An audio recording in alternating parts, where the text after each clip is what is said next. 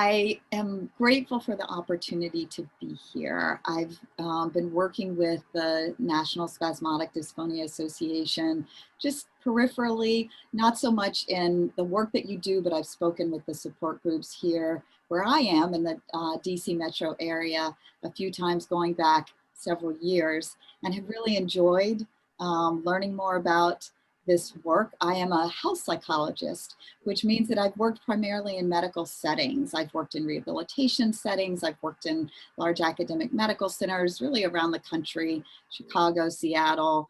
And since I've been here in Northern Virginia, I've worked in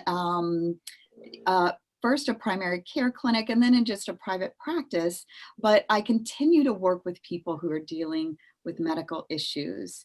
And so that's what I'm going to talk about today, talk about how you can find balance living with a voice condition with spasmodic dysphonia and some of the tools that you can use to achieve that balance. So shortly, I'll have a pre-recorded talk that you'll be able to see. It wasn't pre-posted, but we'll be able to watch it together. In fact, we'll be able to chat. And I have some questions that I'd like to ask you as you're learning a little bit about the tools that I'm recommending. But we will also have time after that talk to have a panel discussion here with Rebecca Cole-Turner and Dennis Casetta. I'm thrilled to have them joining me today. And I'll just briefly introduce the Reverend Dr. Rebecca Cole-Turner as a resident of the Piedmont area. So she's joining us from North Carolina, and she serves there as a facilitator of the Greensboro Spasmodic Dysphonia Support Group. She's also a co-host with Mary Biafro of the NSDA North Carolina Zoom Support Monthly Group. So she does quite a bit of work with NSDA. She's somebody who both Dennis and Rebecca live with spasmodic dysphonia. And to my great benefit, they're also mental health providers. So Dr. Cole-Turner is a retired psychologist. She's currently a United Church of Christ minister, and she's served as an instructor and taught courses at the graduate and undergraduate level at the Duke Divinity School. She also teaches Christian meditation at the Chautauqua Institution each summer, which sounds really amazing. And she's a published poet. So Dr. Cole-Turner describes her passion as her ministry for peace and justice. And then joining us from Michigan is Dennis Casetta. He has been a practicing clinical social worker for over 38 years.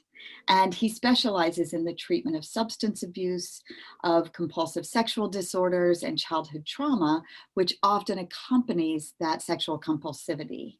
And he has worked in group practices as well as individual private practice. And for him, he believes that compassion is his guiding value. So as we view this talk on finding balance, as I said, I'll be posting some questions, some ideas in our chat in the hopes that we'll be able to start our discussion before we're back together to finish it.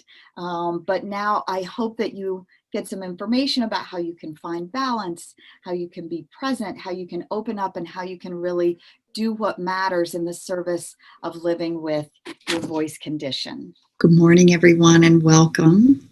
My name is Amy Hurd, and I'm here to talk with the National Spasmodic Dysphonia Association on your annual meeting about 3 ways to keep life in balance. Be present, open up, and do what matters.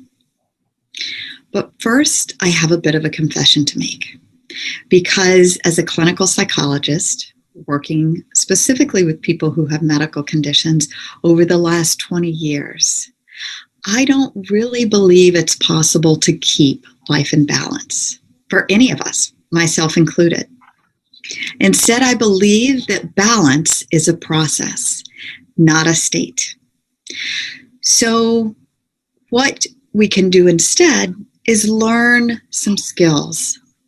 And I'd like for you to think for a moment about where you are in your personal life balance. And I'd like to ask you to think about whether you relate more to being on a tightrope, just putting one foot in front of the other, not knowing what comes next.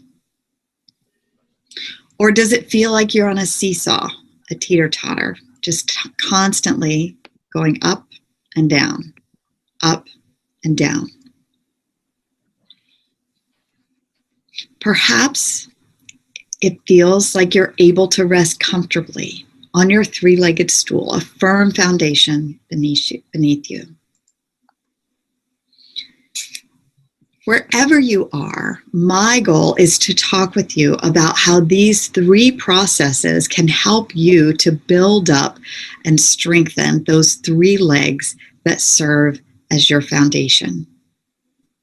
How to be present to show up for your life, how to open up and really lean in, especially with difficult thoughts and feelings. And then how to do what matters so that you have a sense of meaning and purpose and enjoyment in your life. Now, it's been an honor for me to work with the National Spasmodic Dysphonia Association. I've had the opportunity to speak with some of the local support groups. They are wonderful and have taught me so much about what this condition really feels like. I've worked with some in my private practice, and I also had the honor and pleasure of speaking with some of the leaders in your national organization, some of the people who lead support groups around the country. And what they told me is just how many day-to-day challenges go along with voice conditions like spasmodic dysphonia. So as we think about balancing, right, you have even more on your plate. But although the challenges may be difficult for you, the process is very similar, no matter what challenge people are facing in their lives. So what we have come to understand is that once we commit to something, it may be committing to a treatment, it may be committing to learning more about how you can use your voice effectively, it may be making a phone call, it may be leading a meeting, maybe interacting with a friend or a loved one. Once you commit to that, then whatever the challenges that arises, you want to be able to accept the thoughts and feelings that go along with it. So I'll be talking with you about some practical ways to work on that acceptance, and also to use your mind and body as you think about how to cope. So we often think about, and I include myself in this, our minds as being the leaders. They really figure out the problem, solve it, and then everything else should just be on board. We kind of think of our bodies as just being along for the ride. But in fact, we've learned, especially over the past few decades, just how interconnected those two are. And also that the body has its own intelligence. It has its own instincts and reflexes, many of which are devoted to survival. And it also has its own memory. So this comes in handy whenever we're driving a car and we don't have to think about turning on the blinker or about lifting our foot up off the accelerator and putting it on the brake when we see a red light up ahead. But it can also serve to impair our ability to do things that are important to us. For instance, making a phone call, right? I mentioned that this is one of the things that really is a big trigger for many people with voice conditions, understandably so. But if every time you go to make that phone call, your body tenses up and your abdominal muscles pull in, your chest tightens, your throat constricts, then it's going to be much harder to use your voice, and also much harder to use your breath to calm and quiet the body. So we'll talk a little bit about some strategies that you can use in your mind to shift gears, but also the things that you can use to help your body accept and move through a difficult sensation, situation, or a painful experience. So it seems pretty obvious that we are present in our lives, right? Yet we know from a clever research study that pinged adults at different times during the day that in fact the average adult is not paying attention about 47% of the time. So nearly half of our lives, we are distracted. We could be distracted by practical things like electronic devices. We could be distracted by other things that are going on in our environment. Or we could be distracted by something that's showing up in our mind, a difficult thought or an expectation of something going wrong. So why does this matter? Why do we need to be present? Well, first and foremost, where attention goes, energy flows. So if we're only bringing awareness to the what ifs, to those worried stories, then that's where our energy will be. Similarly, if we're thinking back on a situation, maybe something that happened that day that is an if only for us, right? A moment that we regret, then we're not going to be present. And we know that attention is required for building connection. It's required for learning. It's required for effective problem solving. So when we're constantly somewhere else, we're not present with the ones that we love or the things that we believe to be important, even if we really want to be. In order to bring our attention to the things that we hope to be aware of, we need to be able to train our awareness. And we can do that using the skill of mindfulness. Now, I'm curious as to how many of you have heard about or tried or even benefited from the skill of mindfulness. This is a practice. There's a lot out in the news about it right now. And there's no doubt that it is helpful.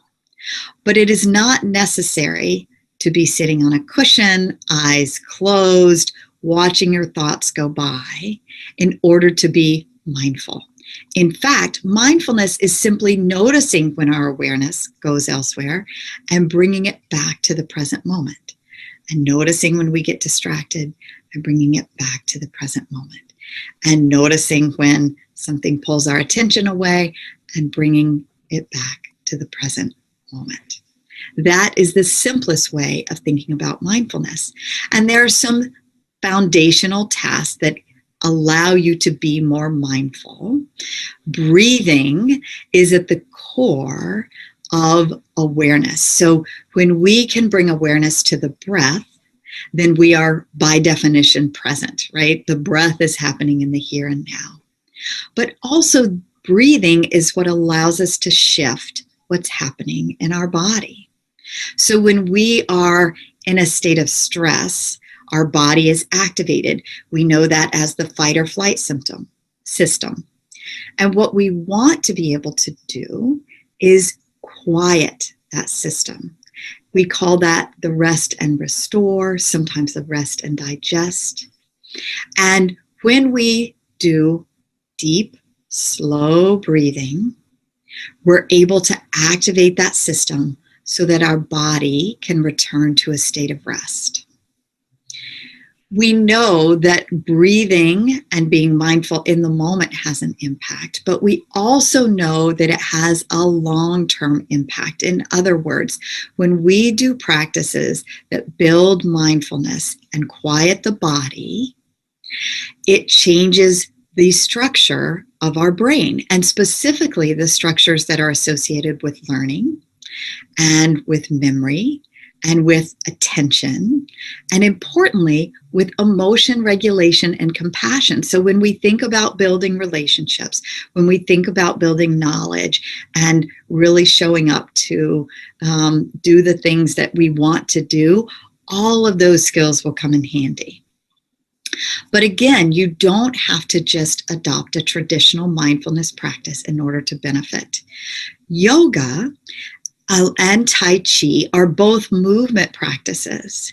And we know that when we combine breath with movement or the body and the mind, awareness, then that's also a very powerful regulator for our nervous system. It helps to calm and quiet. It brings about that mindful state. But you can also do it when you're walking in your neighborhood, in nature. If you go to an urban environment, even walking around the city, you can use your five senses. Look around, notice what you see, hear, touch, smell, sometimes perhaps taste, right? You can really be in the moment in any activity of your life. Something as simple as doing the dishes gives you an opportunity to hear the sounds of the dishes and maybe the kitchen, the people around you, to feel the warm water and the soap, to smell the suds. So all of our activities bring an opportunity to be more present. When we're thinking about mind-body skills, with our mind, we can be curious. Again, use the five senses. Ask, what am I seeing? What am I noticing? You can also look around and find something for which you are grateful. Find something that you can appreciate. I can appreciate that right now I'm able to breathe. I'm appreciating that I have a warm place to be, or food on my table. But it could be something much more concrete and specific than that. And with the breath, we want to use the body by, again, breathing in deeply and breathing out slowly. If we want to use the body through movement to focus our awareness, we can scan what's happening around us. This is one of the first movements that babies make. They orient to sound. And you can also look around your environment and name objects that you see. I see a gold frame. I see a silver mirror. I see a brown rug. You can also use touch to ground your body. So pressing hands together, noticing how that feels, using more or less pressure, right? And when we encounter, if we get present, then sooner or later we're going to encounter something stressful. It may be something that we're anticipating, or it may be something that's showing up here and now. And in that moment, we want to be able to open up to what's happening in our mind, to what feelings are showing up, and to what sensations are occurring in our bodies. When we are in a state of stress or imbalance, our mind typically goes to a lot of negative thoughts. We all learn stories and ways of seeing the world, beliefs about what we are able to do, about what others are going to do, how they're going to respond to us, and how the world works in general. We may have a belief that the world is basically unsafe. And if so, then the emotions that show up will be fear and anxiety. We may have a sense that we are unworthy, or are at fault, have done something wrong, are not good enough. And if so, we may stay stuck in the emotions of guilt and shame. And then when we lose something that's important to us, we can feel a sense of grief and sadness. And I want to mention that this is one of the areas that many of the people I've spoken with who have a range of medical conditions, and specifically who have conditions affecting their voice, like spasmodic dysphonia, find that understanding grief is really helpful. Recognizing that there are different stages of grief, depending on what model you look at. There's denial, not really believing that this is happening. There's bargaining, wanting it to get better, figuring out what you can do so it doesn't have such an impact. There's anger, there's sadness, and ultimately acceptance. But those are not stages that you move through sequentially. Keeping that in mind can help you to understand what's showing up for you and why these emotions may be so powerful. And remember that our emotions manifest in our bodies. So if you're feeling fear, you may be tense. If you're feeling guilt or shame, there may be some other discomfort or even posture that shows up. And over time, those sensations can lead to even physical pain. So when we want to go from a state of imbalance to balance, or from stress to ease, we need to be able to recognize that we've got to stop struggling with whatever we're facing, whether it's a medical diagnosis or a phone call that we need to make, a conversation that we need to have. Instead of thinking, I don't like this, I don't want this, we need to be able to say, this is what's happening. So in our minds, we make that shift by just noticing the stories that are showing up and shifting our perspective in some way. With our emotions, we want to be able to name them and to befriend them. Many of us were taught certain emotions are off limits. We don't talk about our feelings, but that is actually counterproductive when we're trying to do the work of acceptance and moving forward. And so with our sensations, the body sensations and discomfort, we need to be able to observe it, to allow it, rather than locking down or fighting against what's happening. And that allows us to achieve more balance. Our mind is able to focus on more helpful and healing thoughts. Our emotions, we can feel a sense of contentment, even if we don't feel happy all the time. We also may learn to trust ourselves, trust our bodies. You may need to do work to really trust your voice, or to trust that others around you will give you the space and time that you need to get your message across. And then, of course, the sensations that show up in that place of balance are ones of safety and of comfort. And often people describe that as warmth, as expansiveness, as a feeling of lightness in their bodies. So what are the things that you can do when you need to open up, when you're in a challenging situation? Well, with the mind, I go back to willingness, being able to say, okay, here's what's happening. You don't have to like it.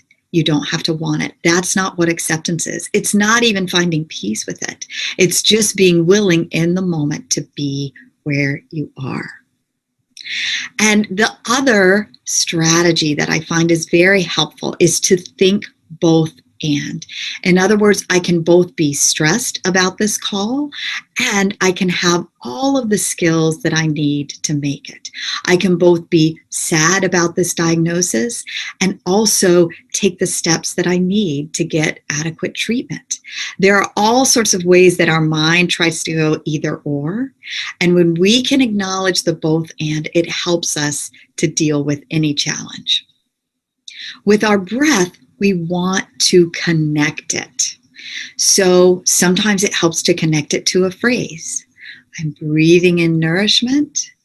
I'm breathing out stress. I'm breathing in ease.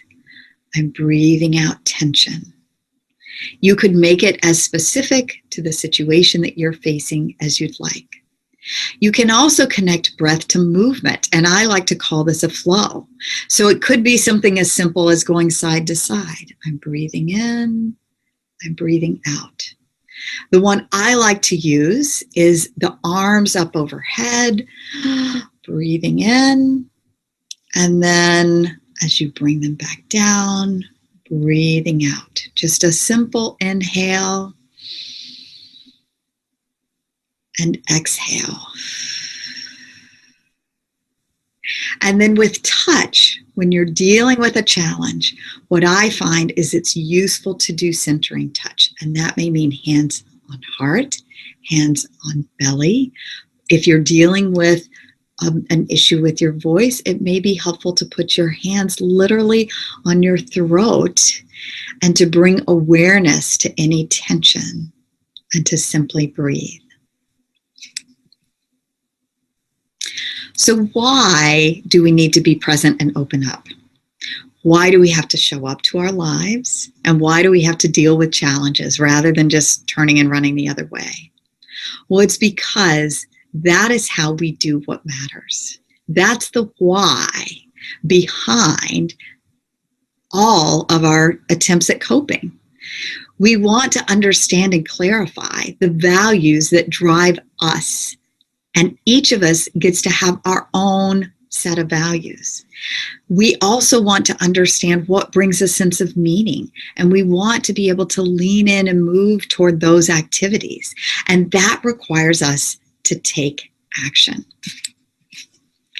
So we all have multiple aspects to ourselves.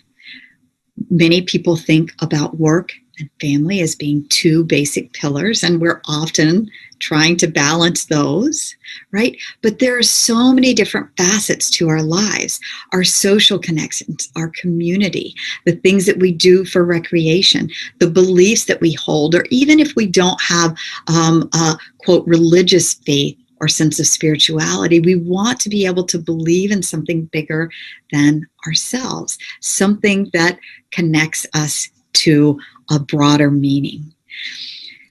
It can be hard. We can feel spread very thin when we try to put our activities, right, into all of these categories. We only have so much time and energy. But I bring this to your awareness so that you can begin to understand, again, where are you in that balance? And what are the small things that you can do toward your health, to connect with the community, perhaps to bring in some more recreation and fun to your life, in addition to the things that pull at your time day in and day out.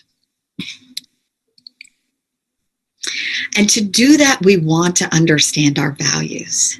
Now, everybody gets to have their own set of values, just like we each get to have our own favorite ice cream flavor and our own favorite pizza topping. And nobody gets to tell you what you should believe, what should be important to you. That's a very personal thing. One way to explore your values is through lists like this. This is certainly not exhaustive. I don't know that we could make a list of values that would be exhaustive. But I invite you to think about, and perhaps if you'd like, even share your top 1, 2, 3. What I encourage people to do is to find their top 10 values. And I always say 10 is not a magic number, so I put that in quotes. But you want to narrow it down, not because you're ruling things out, but because you want to understand what are the things that you really want to be devoting time, energy, and action to. And when we think about the mind-body connection with finding meaning, it's not a set of skills so much as it is a process. One process that I recommend to people is to take a daily snapshot and to understand you can do this on a daily basis for a week or a month. You can do it weekly for a month or longer. But you want to begin to understand what's happening in your day-to-day and how that connects to your values.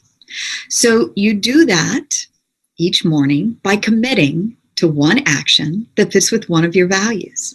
Now, you may have a number of actions that are going to happen that are consistent with who you are and what you want to be, but I invite you to focus on just one.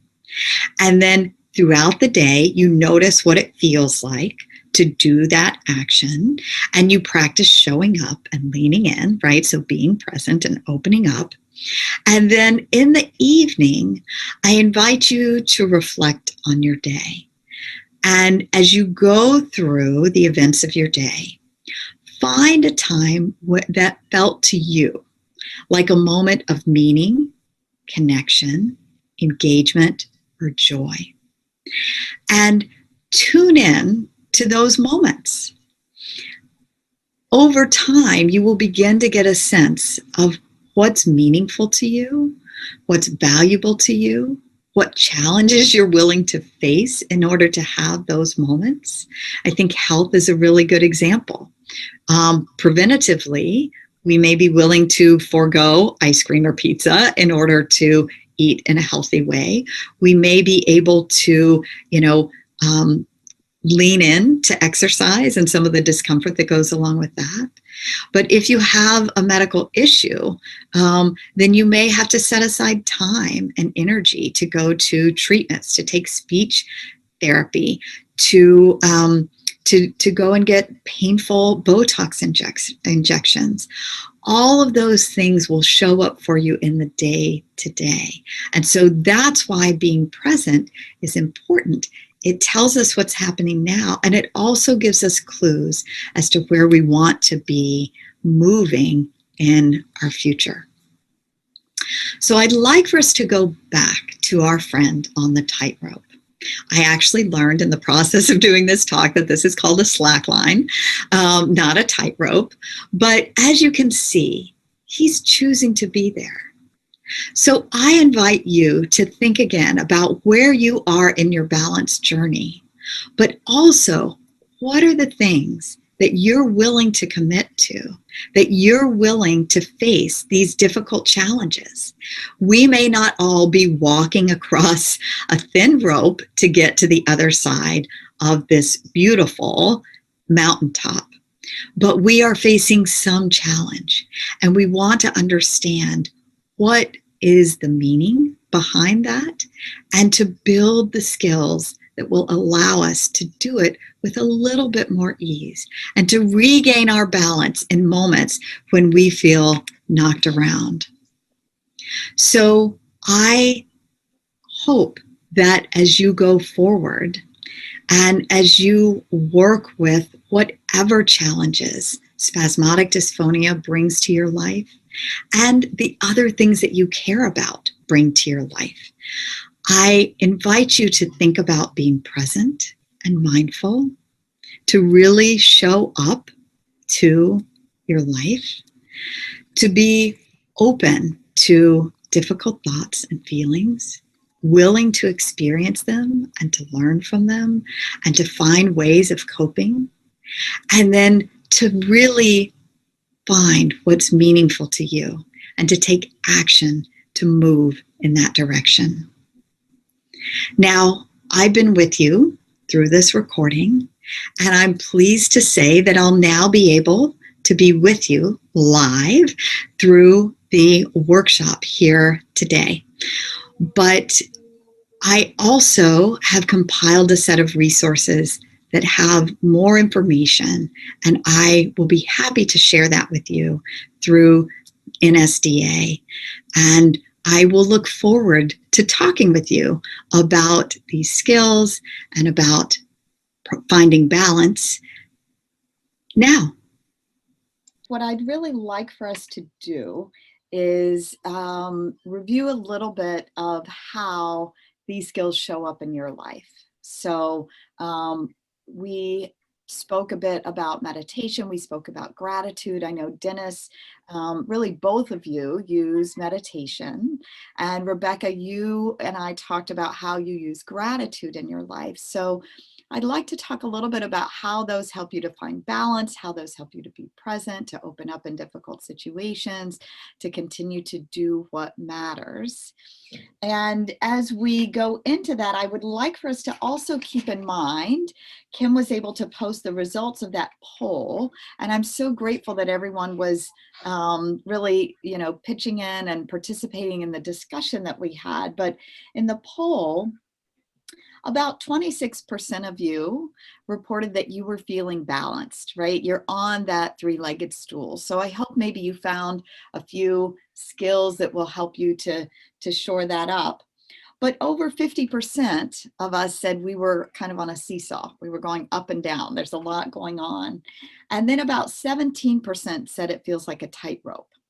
So, these are skills that we want to be practical, that we want to be helpful in the moment. And that's a lot of what came up in the discussion, right? That, there were a lot of situations that you face, things like a day when your voice is not doing well, when you feel like others are really not able to be patient enough with you or interested in what you're doing.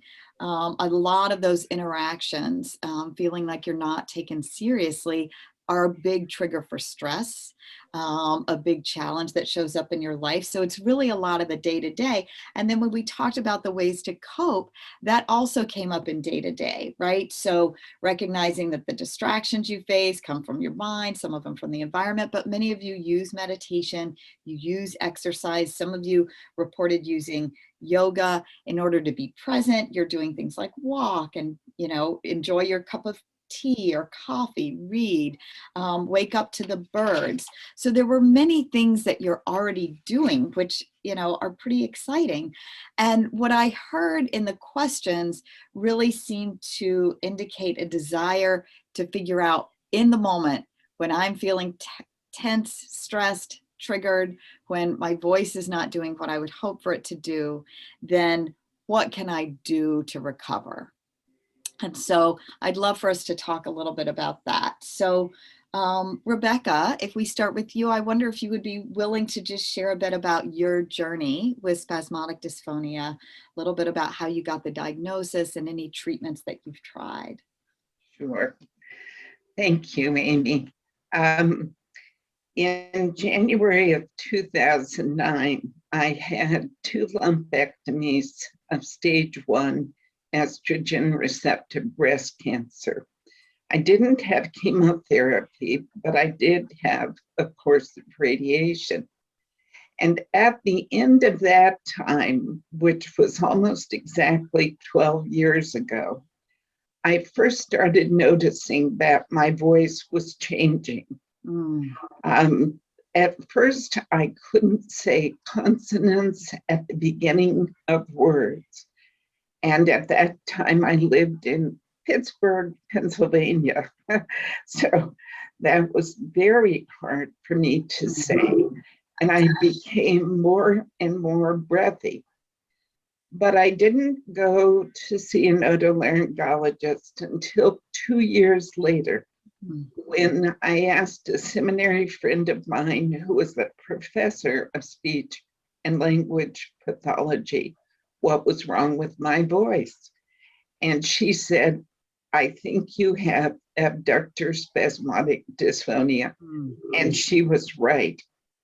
So I began Botox treatments at first on one side of my larynx, then on both, eventually, after a thorough evaluation at the Mercy Voice Center in Pittsburgh. And that was October of 17. But at that point, I continued them until October of 17. But at that point, my daughter started to say, Mom, your voice is getting better.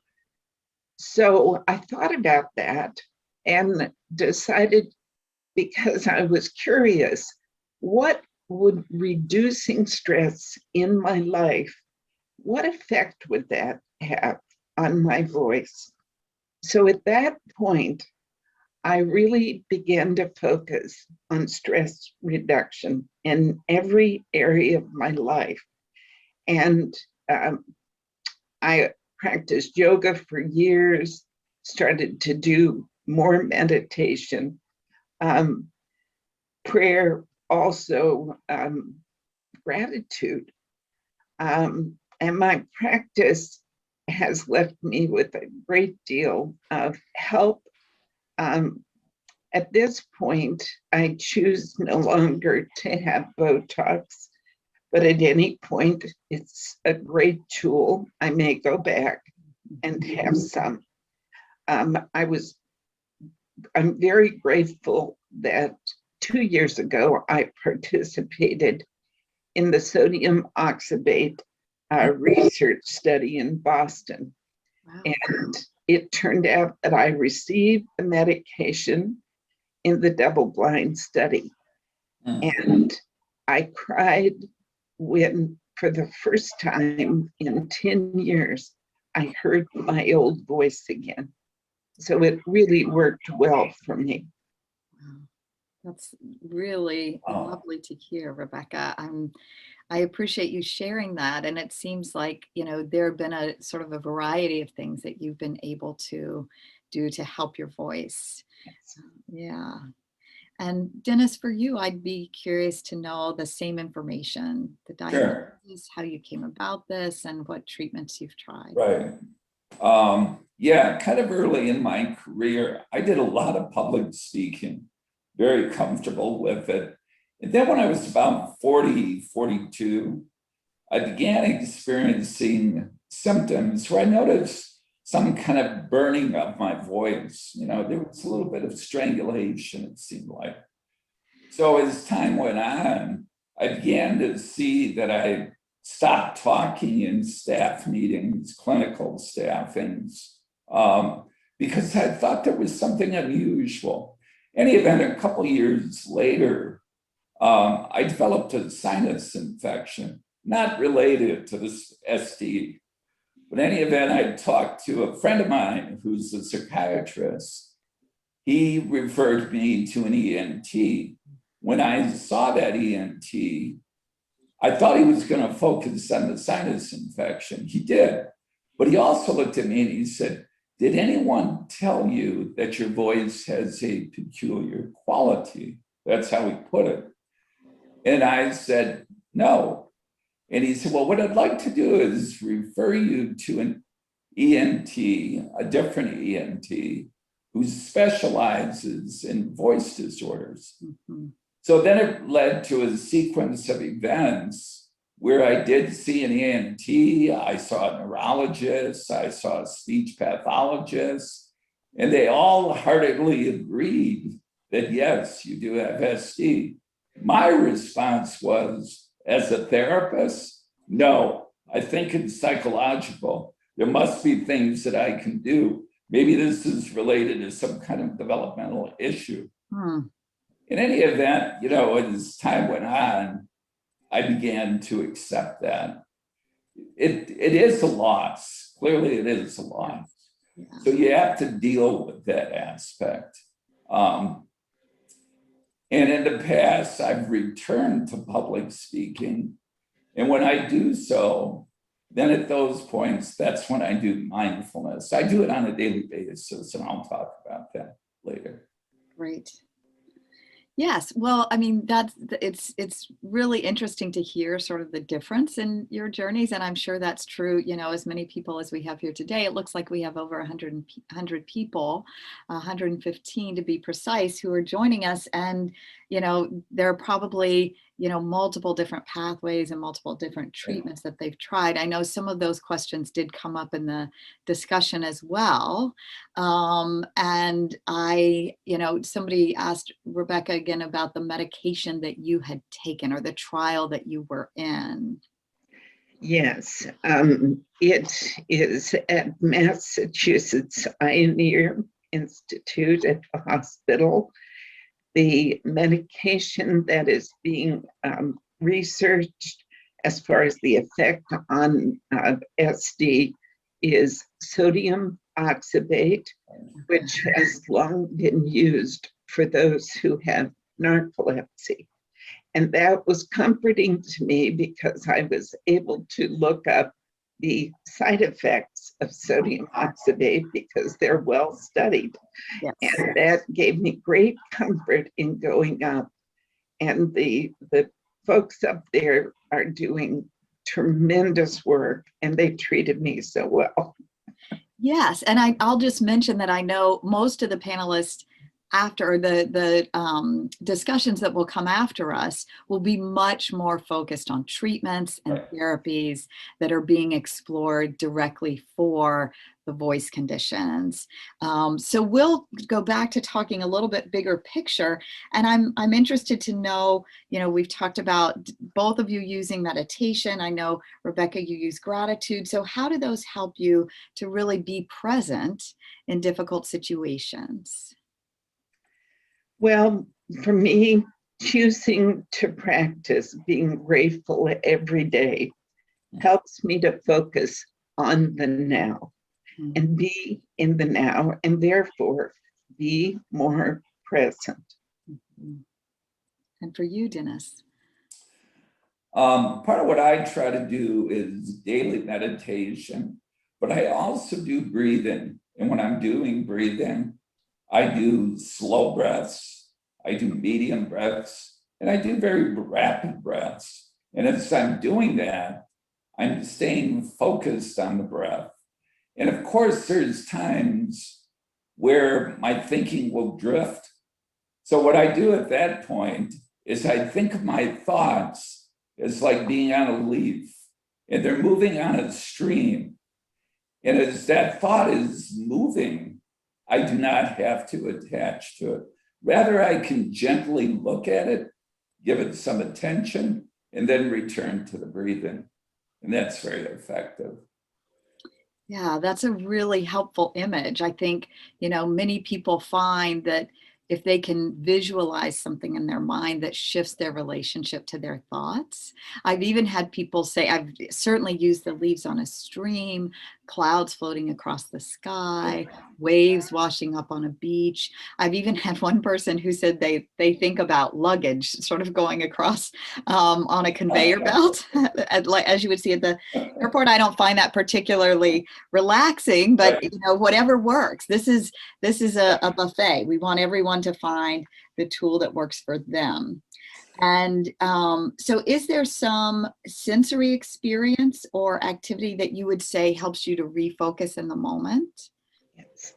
Yes. I keep a 3x5 card right in front of my clock by my bedside, so that in the morning when I wake up and I turn off the alarm, I see the card and it has one question: what am I grateful for this morning? And then when I get up, I do the gratefulness part. I get up, I switch cards, and the one for the evening says, what am I grateful for this evening? So the cards help me to focus on the practice. Absolutely. Those concrete reminders, cards, Post-its. You can even just put a picture somewhere that, prompts you to be back in this space. Yeah. What about for you, Dennis? Does anything come to mind? Yeah, part of what I do a lot of times, in fact, particularly today, when I anticipate doing a speech or a presentation, I go out and I walk. As I'm walking, I try to focus on the soil beneath my feet, what it feels like. I think about my knees, the joint motion that's occurring, my arms, how they're swinging, my breath, my heartbeat. And I also am aware of what's around me. So as you said, I'm using my 5 senses. I'm taking in sounds of birds, airplanes flying above, perhaps maybe the sunshine on my face, a breeze blowing across my face. So it's being very aware right in the present moment. It's not always easy either. No, that's right. There can be a lot of other things that show up. I really like the way you describe sort of balancing that internal awareness, what is my body doing, with the external awareness, what is my body sensing about what's happening around me. And even for you, Rebecca, there's this element of balance, right? Like I start my day and I end my day. And so, it's sort of, you recognize it's going to come back together. You're going to be focused on this, at some point, morning, evening.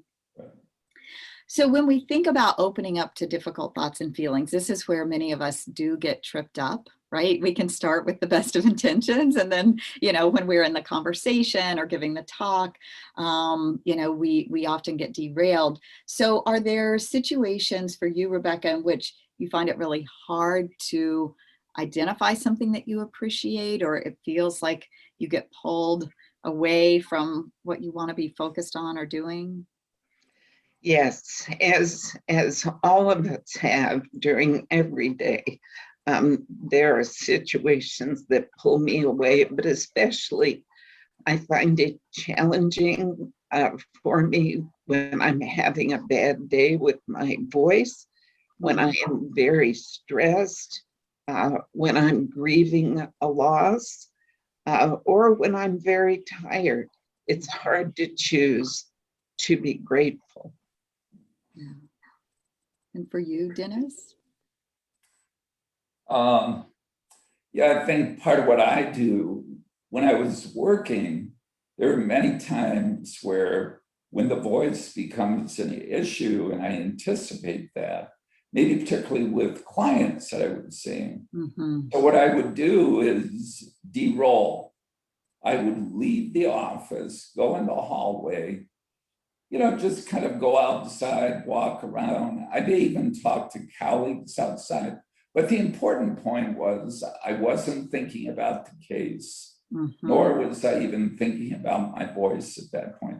Rather, what I was doing was connecting. So it helped me to get unstuck. The other thing a lot of times that I do, particularly when it's difficult, I can be in a room and I'll see a plant. It's just a simple household plant. And I'll think of myself like being a spaceman who first came to the earth, sees that growth, wonders what it is, looks at the size of it, looks at the color of it, the breadth of it, tries to smell it, wonders what does it feel like? And as a result, it's taking me out of some of those more difficult thoughts. Yeah, that's a really powerful one. Both of those. I like the idea of de-rolling, right? Being able to sort of say, I don't have to be this, person in charge, at least for a couple of minutes. If I go somewhere else, I can, let that go. But the idea of finding a plant or, choosing something that works for each person to really be able to focus on. I think one of the questions that we got was about how, if I'm in an interview, what can I do? Can I do some of the breathing? And I think certainly we can find some subtle cues that allow us to refocus. I remember one talk I did, I wore this kind of glass pendant, and it was so smooth that every so often, if I, felt a little anxious or if I was listening to a question, I would just sort of rub my thumb on that glass pendant. It was very relaxing. So, finding something that resonates for you, for each person, makes all the difference. And, the idea of being curious with whatever you're looking at, really thinking about the five senses and, seeing it through new eyes. Yeah. So if we shift gears now and talk a little bit about doing what matters. I know, Rebecca, you had mentioned a passion for peace and justice. Dennis, you talked about compassion as a guiding light for you. But Rebecca, how do you think gratitude or just, finding balance helps you to think about your priorities, where you want to focus your energy in the long term and the short term? First, I want to say when I'm feeling stuck, one of the things I try to do is do body movement and open up my chest and start the breathing and look beyond myself. And it's then when I am able to think, I am grateful. And that helps that practice. But as far as guiding values, those values are important to me. But I think I value love for others and for the world most. And long term with that, The practice of gratefulness helps me to do what really matters to me, which again brings me back to gratefulness. I'm not, when I choose that, I'm not wasting my energy and my life on the things that don't matter most to me. I'm focusing on those I love. I'm focusing on the world around me and trying to offer a little bit of good back to that world, which again is doing what matters to me. Yeah, beautiful. Thank you. And Dennis, for you, does meditation help you to stay focused? We've talked about some of the specific techniques that you've used. How does that help you short-term, long-term to really do what you want to be doing? Yeah, part of what I do is I think about that the present is really inevitable, that I need to stay right in this moment. My thoughts also often want to drift either towards the past and or the future. But simply put, those are just thoughts about either one of those. But where I'm at right in the moment, that's where I need to focus. So again, I think that's where the breath comes in and trying to maintain that central core of breathing, which really grounds me. So I think in that sense, it helps me to focus on the short term and or the immediate kind of things that I need to do. And when I think about my compassion oftentimes, I believe, really facilitated my work with clients. And also that compassion drove my need for education, which at some points I would read far too much because I thought, I need to learn this. So I've learned to kind of at times shut that down and just do self-care. Yeah. Yes. And it's interesting that you point out that sometimes our values, it's kind of two sides of the coin, right? They serve us very well in many situations. And then at times our qualities or our values can sort of move us off of our path, right? Because we want to recognize that we're always balancing different values, different priorities in the moment. We can keep the same values, big picture, but in the moment we have to figure out, is this next book really going to add to what I need to be doing and what I want to offer to, this group that I'm talking to or this client that I'm seeing. Yeah, absolutely. That's a really good point. Do either of you, we've talked a little bit about your guiding values. Do you want to say anything more about how those show up in your lives as we're just wrapping up our discussion today?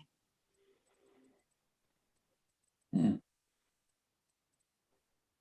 not sure. I think you both did, a wonderful job outlining the way in which gratitude and meditation are, a part of the day-to-day for you. And they really do help you to be present. And you use cues and skills to make sure that, they're part of your life, right? That's an active process.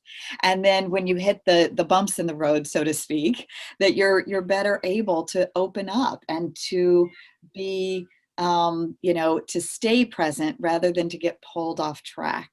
So that in any given moment, you're doing what matters. Now, I like to think of it as, if we take off from DC and we're headed to San Diego, at any given point, we might look like we're headed to Alaska. We might look like we're headed to Mexico. But, these are skills that help bring you back on track, that help rebalance you, that help you, to sort of settle comfortably on that three-legged stool. And as we wrap up here, I would just encourage everyone to, first of all, give yourselves a pat on the back, because you've already taken a step, to finding balance and to dealing with whatever voice condition that you're facing by just, coming to this meeting today, by listening, by participating. I'm so grateful.